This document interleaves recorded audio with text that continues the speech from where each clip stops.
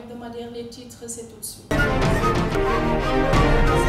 Au titre de ce journal, au Sénégal, l'immigration clandestine a pris des proportions inquiétantes dans certaines régions du pays.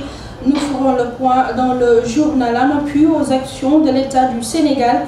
UNICEF a lancé le projet Entrepreneur à 20 ans, déroulé dans un premier temps dans les régions de Tambacounda et Kolda. Nous aurons un reportage signé Maïmouna Niang. Dans l'édition, nous parlerons aussi de la GIZ en partenariat avec la Chambre de métiers de Tambacounda et l'NDF a tenu un atelier de clôture de projet de formation de réhabilitation du centre céramique et l'accompagnement de 50 jeunes et femmes portiers de Tambacounda. Voilà tout pour les titres, mesdames et messieurs. Tout de suite, le développement. Bienvenue à tous. On vous l'annoncer en titre. Tantôt au Sénégal, l'immigration clandestine a connu des proportions très inquiétantes dans certaines régions du pays. Si certains pensent que c'est normal, tel que Ousmane Bangoura, d'autres disent le contraire. Autant pour moi, nous les suivons au micro de Ndeye Khady Ndiaye. En fait, est-ce qu'il faut dire immigration clandestine? Je dis c'est l'immigration par nécessité, mais pas une immigration clandestine. Parce que vous n'êtes pas sans savoir que l'Afrique a été longtemps exploitée par ces Européens-là, par ces colonisateurs. Nous avons été colonisés, exploités physiquement, exploités mentalement et exploités moralement même. Moralement, sur tous les plans, nous avons été exploités. Mais ceux-là qui nous ont exploités pendant des siècles, c'est eux maintenant qui rejettent nos petits-enfants pour dire qu'ils ne veulent pas de nos petits-enfants. Mais c'est pas juste. Mais je dis que c'est normal. C'est normal, s'il faut le faire. Moi, personnellement, si je vois la voie, si on m'ouvrait la voie, j'allais partir. J'allais partir. Si on m'ouvrait la voie, j'allais partir. Pourquoi? Parce qu'il fait mal de vivre au Sénégal. Il fait mal de vivre au Sénégal. Étant jeune, vous voyez, depuis votre naissance, ou bien même avant votre naissance, vos parents sont en train de tout faire pour vivre. Ils ne vivent même pas, ils vivotent. Pour vivoter. Bon, je pense que c'est un phénomène d'actualité et que je pense qu'on peut en parler parce qu'actuellement, c'est un phénomène qui touche surtout les jeunes de ce pays qui risquent leur vie, surtout sur la mer, et aussi par le désert. Voilà. Ben, je pense que ces jeunes-là cherchent l'amélioration de leurs conditions de vie. Ça, on est tous d'accord qu'ils veulent partir pour améliorer leurs conditions de vie. Maintenant, la question qu'il faut se poser, est-ce que améliorer ces conditions de vie, ça vaut risquer sa vie? Ça aussi. Parce que je pense que pour améliorer sa condition, il faut être en vie. Donc, il y a aussi un autre aspect que moi, j'ai toujours dit. Ces gosses-là, d'accord, ils veulent partir pour améliorer leurs conditions de vie, mais aussi, c'est-à-dire qu'ils veulent un bien-être extraordinaire. Parce que souvent, quand on voit les immigrés reviennent ici, ils ont leur voiture, de très belles maisons et de très belles femmes. Je pense que ces garçons aussi veulent avoir ça. Mais je pense qu'un jeune peut rester ici, travailler avec ses moyens et s'en sortir. Maintenant, si tu veux un gros gagne-pain, parce qu'on est d'accord que là-bas, l'argent est plus fort, parce que l'euro, tout ça, d'accord, on est d'accord sur ça. Mais on peut aussi rester ici et travailler, moi, c'est ce que je pense. Bon, le seul conseil, c'est on peut partir à l'immigration, mais que ça soit dans des voies légales. OK? Mais risquer sa vie pour réussir, moi, je ne suis pas d'accord sur ça. Et on peut rester ici avec 400 000, 800 000. On peut investir ici. Moi, j'ai vu des amis qui sont partis avec moins de 200 000 et actuellement qui conduisent des voitures. Ils ne sont pas sortis de ce pays. Voilà, il y a des gens qui ne sont jamais sortis de ce pays-là et qui travaillent et qui s'en sortent. Merci Ndeye Khady. Le projet Oscar, organisation de la société civile pour la recherche et action, a organisé ce mercredi 30 août 2023 à la gouvernance de Tambacounda un CRD de clôture de projet au niveau régional. Les détails avec Mamoudou Ba au micro d'Ibrahima Diallo. Le projet Oscar est là pour travailler dans le cadre de la protection sociale, surtout aussi des politiques publiques que l'État a mis en place, à savoir les BCF, le plan Sésame, césarienne, la prise en charge des enfants 0,5 ans, tout ça là. Donc c'est un projet qui est là, qui travaillait dans ce sens, qui appuyait, orientait ou aidait un peu l'État par rapport à une bonne prise en charge des bénéficiaires. Ce qui en est ressorti, c'est les recommandations qu'on a eu à formuler à l'autorité administrative, à savoir quand même leur dire que suite au déroulement du projet, des efforts ont été faits, beaucoup de choses ont été faites, mais il y a aussi des manquements. Et par rapport à ces manquements, nous, en tant que projet Oscar, celui de veille, on a jugé nécessaire de dire à l'autorité, parce que l'autorité, il reçoit des rapports. Il a les rapports périodiques, il a ses services qui l'informent, mais nous qui étions sur le terrain, nous qui avions mené des enquêtes avec les cibles, les bénéficiaires, on est aujourd'hui venu restituer ces travaux à l'autorité pour lui faire comprendre que souvent on dit que ça marche, mais aussi il y a d'autres difficultés qui se posent. Et donc on est venu accompagner l'autorité par rapport à pouvoir régler ces difficultés que par exemple souvent dans le cadre du plan Sésame, vous allez voir qu'un vieux, celui qui doit bénéficier de ce plan Sésame, aujourd'hui, il ne bénéficie pas de ça. C'est un vieux qui habite peut-être dans un village, qui est chez lui, mais le fonctionnaire qui a eu à cotiser au FNR, qui est pris en charge, c'est ce dernier qui bénéficie de ça. Et il est pris en charge 2 fois. Donc vous voyez, aujourd'hui, tu as le plan Sésame, tu vas au niveau de l'IPRES, la caisse sectorielle, tu prends encore une autre lettre de garantie, tu vas à l'hôpital pour dire que moi je ne paye rien. Au moment où le vieux qui habite le village de Samangalou, ou celui qui est de Saré-Guilel, qui a 60 ans, qui devait bénéficier, il n'y accède pas. Donc là, on a un peu dit à l'autorité, il faut quand même comprendre qu'il faut une sensibilisation par rapport à ça. Vous prenez aussi les handicapés. Aujourd'hui, l'handicapé de Dakar, avec sa carte d'égalité de chance, il ne paye pas le transport. Aujourd'hui, à Tamba, vous trouvez un handicapé qui lui paye le transport. Donc c'est ces inégalités qu'on veut dire à l'État, accompagner l'État pour un peu corriger ces dysfonctionnements-là. Au BCF, comme vous l'avez constaté, souvent, c'est beaucoup de difficultés. C'est par rapport au ciblage, le choix. À chaque fois qu'on parle de choix, à chaque fois qu'on recense, il y a d'autres populations, des bénéficiaires qui ont été laissés en rade.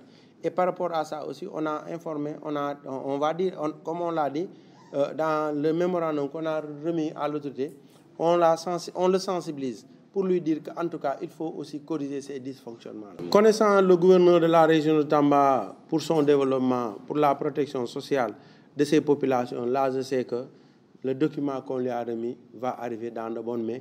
Et même par rapport à ce suivi, je pense qu'à partir de Tamba risque même de booster le niveau national pour l'accompagnement, le suivi, pour ces recommandations qui ont été faites. Parlons à présent du projet Cadastre et Sécurisation Foncière Procasef avec l'Association des maires du Sénégal se sont rencontrés le samedi 26 août 2023 dans un hôtel de la place pour l'application de la quasi-gratuité des frais pour l'enregistrement des droits fonciers, les éclaircissements dans ce reportage signé Maïmouna Niang.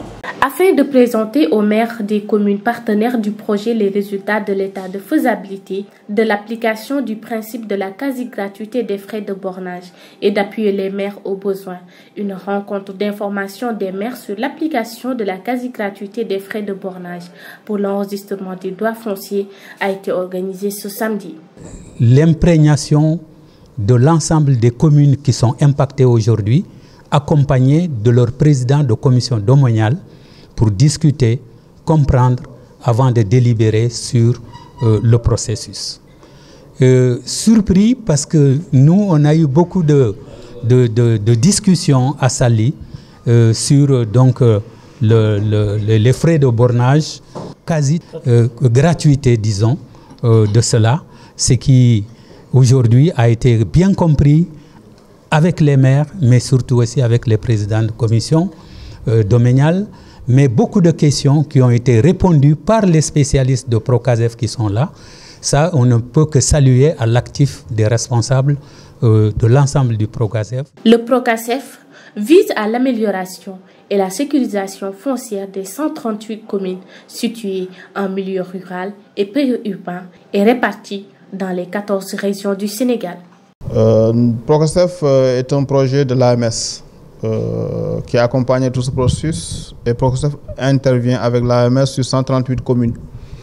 Dans le cadre de la gouvernance foncière, nous accompagnons ce qu'on peut appeler l'établissement d'un cadastre rural avec l'enregistrement systématique des occupations au niveau des communes la mise en place d'un système d'information, l'élaboration d'un plan d'occupation et d'affectation des sols et surtout l'accompagnement de l'AMS vers l'accès des frais de bornage au niveau des bénéficiaires qui permettra l'enregistrement des habitations et des champs traditionnels, mais aussi la cartographie de l'ensemble de la commune sur les occupations.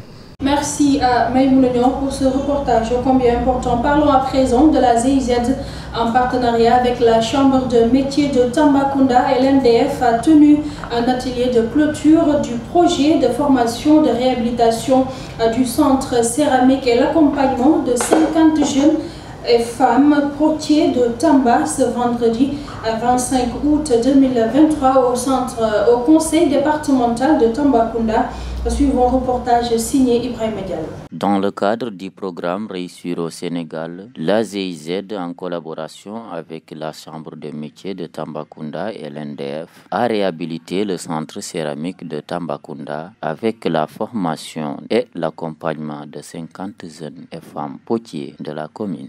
Donc le programme Réussir au Sénégal, c'est un programme qui intervient dans la région de Tamba et la région de Kédougou et d'autres régions même du Sénégal. Et donc, sa principale mission, c'est d'accompagner les jeunes et de leur offrir des perspectives de réussite dans leur localité. Et donc, aujourd'hui, on est là toujours dans ce même cadre, en collaboration avec les partenaires locaux, pour clôturer un des contrats de subvention locale qu'on avait initié avec la Chambre de métiers de Tambacounda, mais en collaboration avec un autre programme de la GIZ dénommé le programme NDF, représenté ici par M. Modouloum, qui est le chef d'antenne au niveau de Tambacounda, ensemble pour qu'on puisse travailler dans ce projet. Et ce projet-là, c'est un projet qui est venu à son heure, dans la mesure où c'est un projet qui prend en compte déjà deux dimensions qui sont très importantes dans la mise en œuvre d'un projet de développement. C'est la dimension genre, car 50 jeunes filles ont été enrôlées dans ce projet-là. Et c'est la dimension changement climatique qui vient aussi s'ajouter à ça, car c'est un programme qui vient pour voir comment faire la promotion des foyers améliorés au niveau de la région.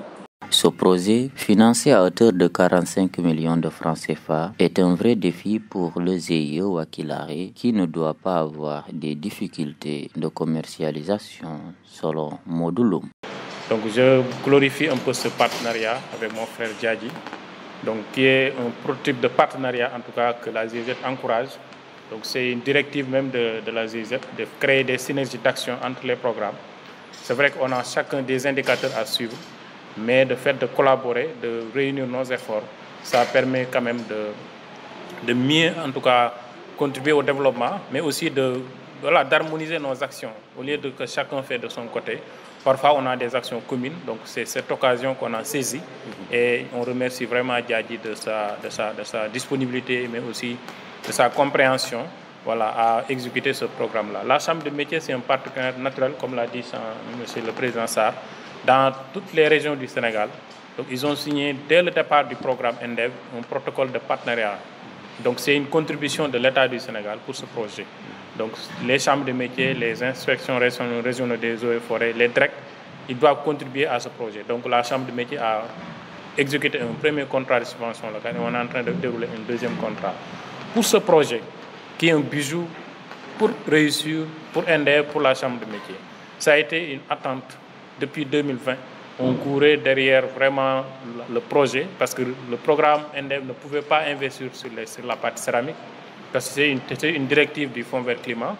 Mais réussir comme le Sénégal, donc quand on a initié le projet avec la Chambre des métiers, donc ils ont accepté d'apporter ce portefeuille et ils ont financé à hauteur de 43 millions, plus la contribution de la Chambre des métiers. Pour mieux participer à lutter contre l'immigration clandestine, la GIZ, à travers le programme Réussir au Sénégal, compte bien redoubler ses efforts pour accompagner la jeunesse et invite tous les ONG et les organisations étatiques à plus de collaboration afin d'aider les jeunes à réussir au Sénégal. En appui aux actions de l'État du Sénégal, UNICEF a lancé le projet Entrepreneur à 20 ans, déroulé dans un premier temps dans les régions de Tambacounda et Kolda mise en œuvre autant pour moi par l'inspection d'académie de Tambacounda en partenariat avec l'ONG La Lumière. À cette occasion, un atelier de bilan annuel de la deuxième phase du programme a été lancé ce mardi 29 août 2023 à l'inspection d'académie de Tambacounda. Les détails avec Yaya Diallo au micro de Maïmouna Niang. Sous l'égide de l'UNICEF, un atelier de bilan de la deuxième phase du programme Entrepreneur agricole à 20 ans, mis en œuvre par l'ONG La Lumière, s'est tenu ce mardi 29 août. Mamadou Yaya Diallo est revenu sur l'objectif de cette rencontre. Juste le programme, c'est pour contribuer au renforcement de l'auto-employabilité des jeunes et des femmes dans la région de Tamba, mais que nous avions comme cible les jeunes âgés de 13 à 19 ans, en partenariat avec l'IA, l'inspection d'académie de Tamba et sur le financement de l'UNICEF.